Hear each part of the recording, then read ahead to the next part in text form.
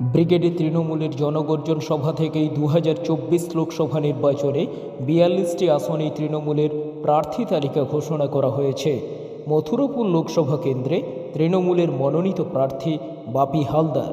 প্রার্থী তালিকা ঘোষণার পরেই ব্রিগেড সমাবেশ থেকে সোজা গঙ্গাসাগরের কপিলমুনির মন্দিরে পুজো দিতে এলেন মথুরাপুর লোকসভা কেন্দ্রে তৃণমূলের প্রার্থী বাপি হালদার।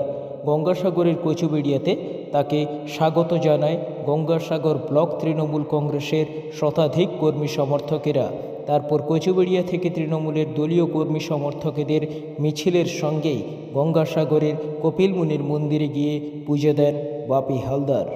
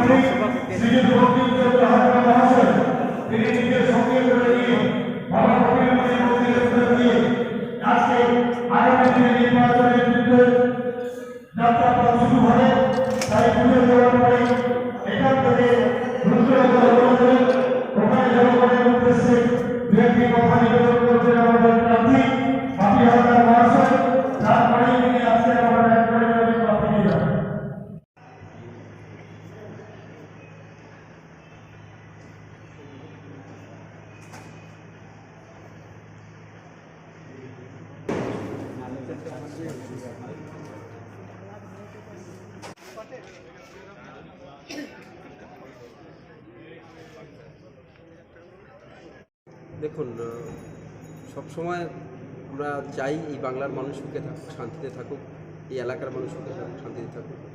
আমরা জানি যে সাংখ্য দর্শন করে আমাদের প্রিয় নেত্রী মমতা বন্দ্যোপাধ্যায় তিনি প্রতিবারই ইলেকশন লড়েন এবং আমরা মনে করি যে আমাদের জেলার একেবারে প্রাণকেন্দ্র গঙ্গাসাগর।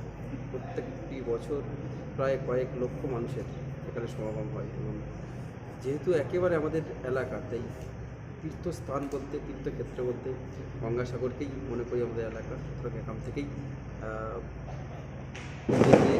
প্রার্থনা করে এলাকার মানুষের কল্যাণ কামনা করে আজকে আমরা যাত্রা শুরু করলাম।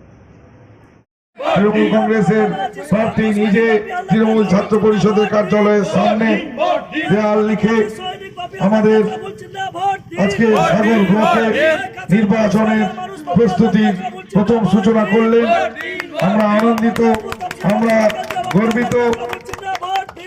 তৃণমূল ছাত্র পরিষদ, তৃণমূল যুব কংগ্রেস আগামী লোকসভা নির্বাচনে সাগর ব্লকে বিপুল ভোটে জয়যুক্ত করার জন্য আমরণ সংগ্রাম চালাবো। ইতিমধ্যে আমাদের মাঝে উপস্থিত আছেন